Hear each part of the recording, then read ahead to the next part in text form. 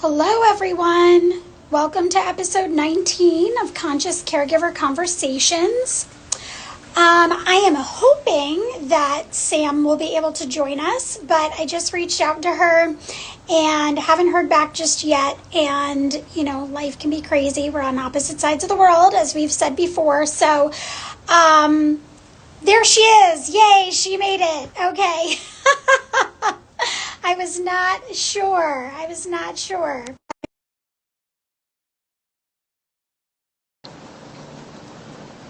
All right, so we're just waiting for Instagram to let her in. Here she comes. Good morning. Good morning. Sorry, did you try and send a message on, I don't know, on Voxer? I did. I just wanted to make sure because I haven't Yeah, heard from you. So I wanted to make sure that we were good to go. But I just jumped on and I yeah, was like, hopefully she'll be here. hoping for the best. Yeah, there's been lots of glitches with Voxer, which is a bit of a shame because I love that app. Like, as in, I love, voice notes, and I mean, you can do that on a lot of apps now, but yeah, there's just been like I've not been receiving messages, notifications. It's been a bit up in the air, so I was like, I'm just going to jump on Instagram and be here as well, and it turned out okay. Yay.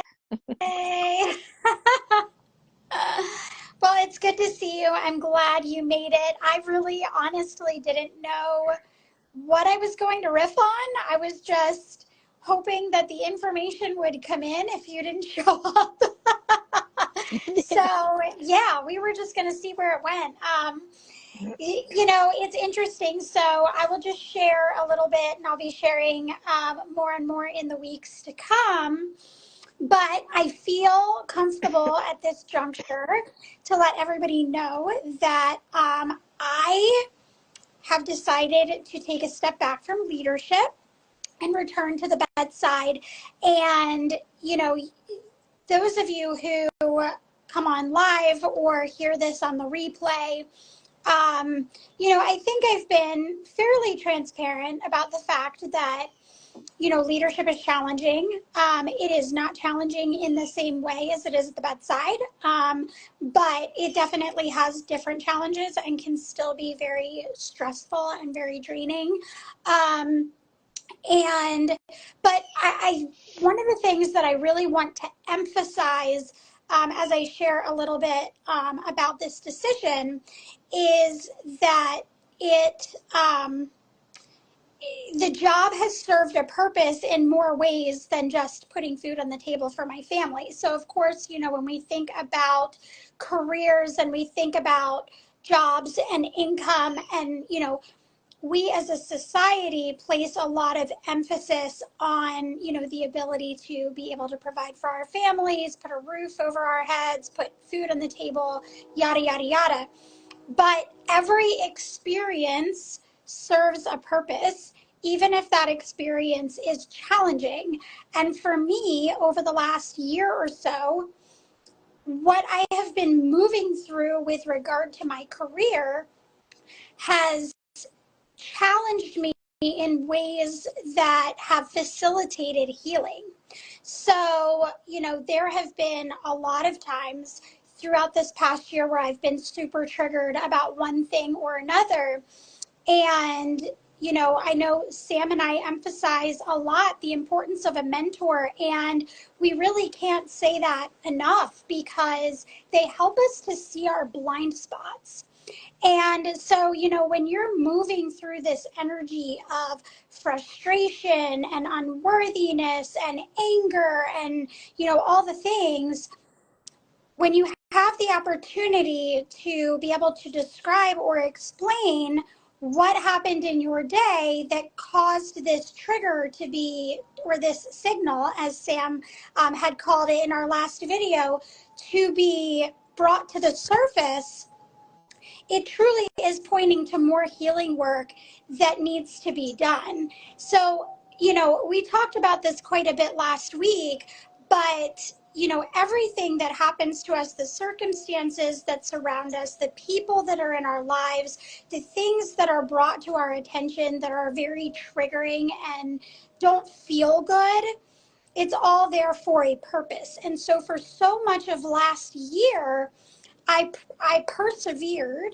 and I stayed in this role that I was in despite the frustrations, despite, the feelings of unworthiness and all of that that came up, because it was serving a purpose. But a little while ago, I can't even remember it. I think it may have been in January when I first started to have the information drop in. I received a download that basically said that I needed to return to the bedside. And, Sam and I are here doing these conscious caregiver conversations. I have a community on Facebook called the Conscious Nurse Collective. And so much of the work that I do and the work that Sam and I have done together is really about speaking to healthcare providers at the bedside. But I have very much learned in my role as a nurse leader that I'm not relatable. Unless you are somebody who works at the bedside, who has had time in leadership, it's really hard to relate to me in my current role because I'm not, and for me to relate to you, even though I know in my heart that I can relate to you because I've been at the bedside, it's hard for that to be received by the bedside provider because you're seeing me in this other role and we've never worked side by side.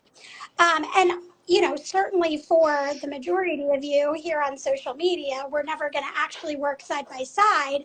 But if I'm coming on and I'm sharing experiences and how I moved through them here and now in this moment as somebody who is caring for patients at the bedside, that's going to be way more relatable because truly, this is about growing this movement. This is not about me. This is about we. But I need all of you to know that I understand you. And that when I talk about, or we talk about these different practices and these different things that we can do at home and on the unit to be these conscious caregivers and to really keep our nervous systems and everything dysregulated, I want you to know that I'm not just teaching these things to you, I'm using them too. I'm using them too on the unit in real time at the bedside so that I can be my best self, because it's really important to me that I'm very authentic and very transparent in the fact that it's not always going to be easy and I'm not always going to do it perfectly, but that it does enhance our experience as healthcare providers and it preserves us as healthcare providers. So that information dropped in, and then when it was getting to the point where it truly was time for me to take a step back, it was still not an easy conversation to have. I still went through the last several weeks, feeling all the things, good and bad, excited about some of the new things that were coming up, but also questioning, do I want to leave these people? I love these people that I work with, all the things. But towards the end of February, the information did drop in and it basically just said, it's time. It's time. So, I waited until I received the information and that information came in very clearly before I made a move. There were definitely times over the last year plus where I was like, I don't know if I can do this anymore. But I never received any information about it being time to take any type of action. There was still more for me to learn. It was serving a purpose. It continues to serve a purpose. I am at the point now where Friday is my last day at this particular facility. I truly am sad in many ways to say goodbye to it. I'm not going to lie. I'm not terribly sad to say goodbye to the job, but I'm sad to say goodbye to the facility and the people in that facility because I truly feel, honest to God, like I feel really blessed to work at the facility that I do. And I really considered staying at that facility and working in their intensive care unit. But my heart is really in CVICU. My heart is really in caring for open heart surgery patients. And unfortunately, at this juncture, they do not have an open heart cardiothoracic surgery program. And so because of that, I had to be really honest and really true to myself in that if I was going to go back to the bedside, I wanted to go back to my specialty. I wanted to take care of my favorite type of patients to take care of. And what I'm really passionate about. And so I am going to be going to a different facility. In the interim, I'm going to be taking a little time off in between to decompress, to visit my family, to go up to South Carolina, which I have not been able to make a trip up there in 3 years.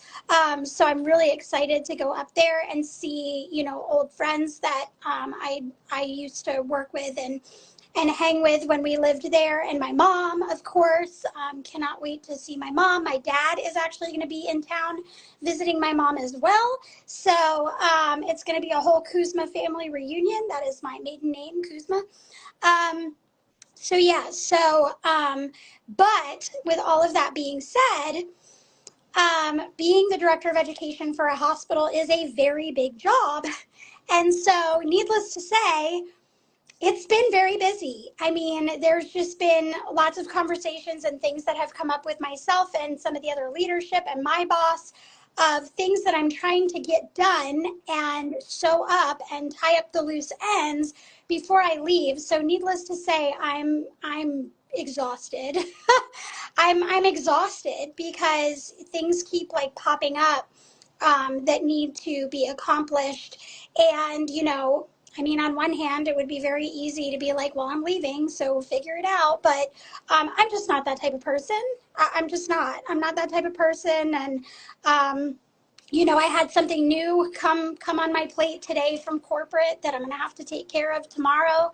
And, it just is what it is. I'm not thrilled about it because, I'm trying to get everything. I'm like writing this big comprehensive document with all kinds of information about certain aspects of my job. So I'm trying to get that together. I need to clean out my office. I need to make sure that my team is good and answer and address any questions they might have. So there's still a lot going on, but it's like, got to do what I got to do, but I'm tired. I'm tired. Yeah, definitely. I'm so glad you've got time off between changing roles because I've definitely changed roles and just gone from one to the next. And that's hard, to not take that breather. So I'm really glad you've got that time off. And yeah, you didn't really need me on. You riffed very well there, Jenna, because I think it's important to, share our different clinical journeys as well. Like I've stepped back from the bedside at the moment as well myself into a bit of a different role that, yeah, was there, and then that changed, and then it's been actually a number of different roles that I've taken in the past couple of weeks. So, but again, everything you said, having a mentor, having trusted colleagues that you can talk to, I mean, that's in life as well. Like big things like changing your job and your position and just the kind of work that we actually do, it requires support. We talk about being radically responsible, and we are, for our own, journey and our own clinical practice, and then our own sort of life coaching journey as well, life empowering journey. But that doesn't mean you have to do it all on your own. And I think that's, really important to reiterate again and again and again because, yeah, we tend to be very independent and super independent and just want to do everything on our own. And sometimes in certain situations, it's hard to find trusted colleagues and that's why, paying for a mentor is a very wise investment when needed and when called for. So I don't know if you can see, but my smudge stick behind me is like literally coming all over in waves. It's very eerie. and it's all like Wow. floating over me. So I hope that's not coming into the video too much, but it just distracted me then. Again, sorry, sidetrack. I'm very distractible at the moment. But yeah, I think I don't have anything more to add really, Jenna. I think you've reiterated a number of different points within describing where you're at and what you've been through the last few weeks. And a lot of that is pulling in the conscious caregiver values and teachings of what we talk about and bang on about. Yeah, and I think too, of course, the having a mentor is it's something we talk about a lot, and it's so valuable and so valid because when you find yourself in these really uncomfortable circumstances, I think, one of the biggest takeaways from my story and, this whole idea of like, I was in that role for a year and, was very uncomfortable. And, um, you know, the Jenna of old would have like hit the eject button and escaped like a whole lot sooner. Um, but the Jenna that does this work realizes the importance of divine timing and that we are in certain places and certain circumstances for a reason. And that reason is the healing work that we need to do because we truly have to remember that everything going on around us is reflecting what's going on within us. I like to say that if there's chaos around you, there's chaos within you. And it doesn't feel good. It is incredibly uncomfortable. It makes for some really, really challenging days, weeks, months. And it's not a space that you need to stay in for forever and ever. Amen. But I think that is why it is so important that I didn't make a move until and again this goes back to having awareness and having awareness around yourself and what certain things feel like in your body and because through this work and over the last 3.5 years, I have been able to discern what is Jenna trying to, what feels like Jenna trying to run away and what feels like divine guidance coming in. Um, and so I now have a level of discernment where I am able to figure out what's coming from me and what, my desires in this meat suit and what is coming from divine guidance, divine downloads. And so I didn't make a move until I received the guidance that it was time to make a move. Whereas the Jenna of old would have been long gone. I would have been long gone. I would have left by like last summer. I would have been gone. So, and there's still things. There's still situations that I've encountered in that role that I haven't completely healed through.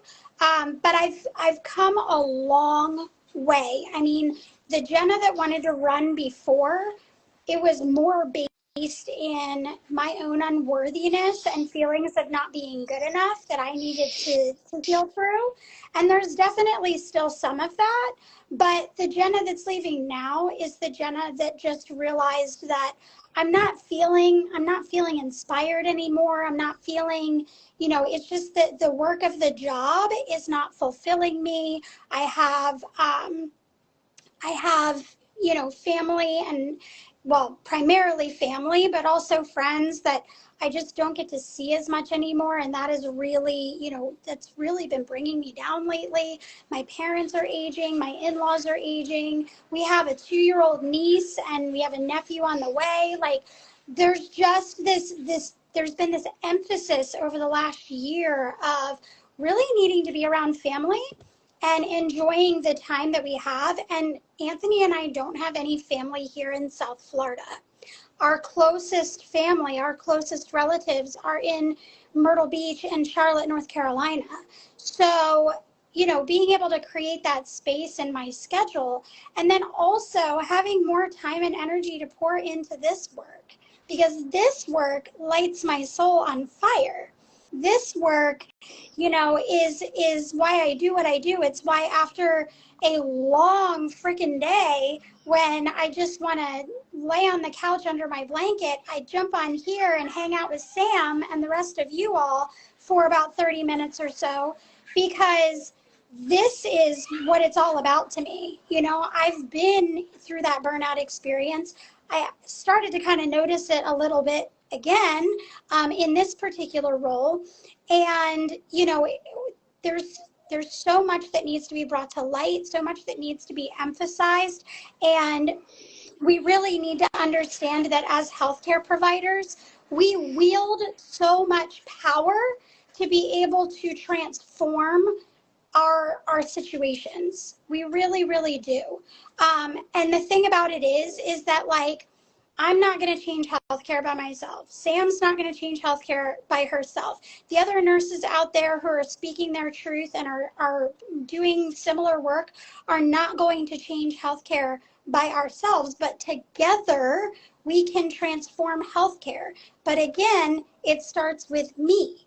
It starts with me. I'm going to go back to that every time. And it's funny because I actually had somebody on Instagram yesterday accuse me of toxic positivity.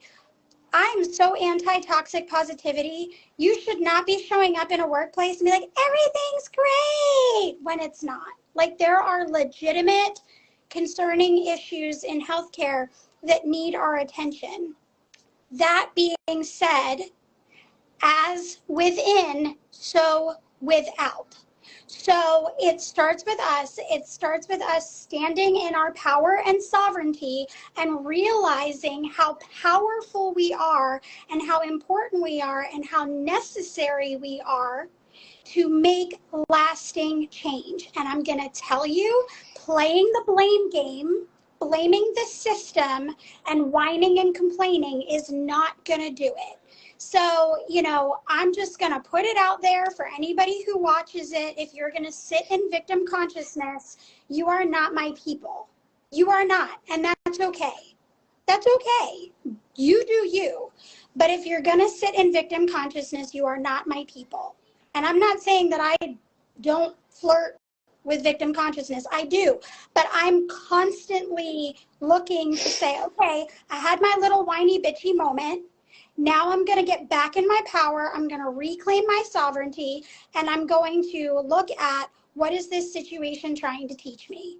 And if you can at least get down with that, if you can at least have your moment and then be like, okay, like, what is this situation trying to teach me? Let's delve into this. Where do I need to let go of unworthiness? Where do I need to let go of not feeling good enough? Where do I need to stop people pleasing? What is this rooted in? Why am I this way? Why is this happening? What do I need to heal? If you are at least willing to do that, then you are my people.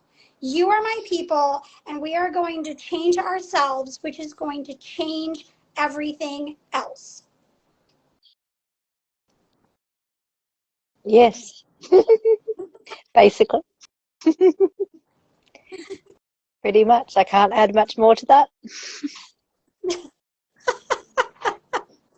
So, I mean, yeah, it really does. It starts with us. And this is not easy work. Sam and I talk about this all the time. Looking at your own shit is not easy work. It's not. But I can see now how so many times when I have been upset about a situation at work, it has stemmed from my own. I'm sorry, Jenna. I might have to go. My daughter's just come running out. But you keep going, and I will check in with you tomorrow. Okay, I'm so sorry. That's okay. I'll see you Take later. Okay, so just to wrap up that little riff, I have noticed from doing this work over the last 3.5 years that I have created so much of my own suffering because I have been seeing what is going on around me through the lens of my own wounding. This is why the healing work is so important.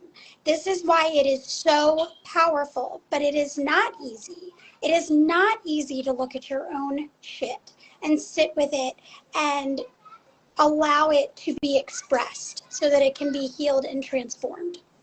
But it is so important, because if nothing changes, nothing changes. So, with that being said, I have preached like crazy on this episode this week. My hubby just came home. I'm going to go give him a big old hug and a kiss. We are going to have some dinner. We are going to have a lovely evening together. And I'm going to be present with him, because that's another reason why I'm making this change in my life, so I can be more present with the people I love. So I'm going to go be present with him, and I'm going to wish you all an incredibly wonderful evening. If you celebrate Easter, have a wonderful Easter weekend, celebrating more of that Christ consciousness that Jesus brought with him to the planet. So amazing. And just have an amazing, amazing week, everyone.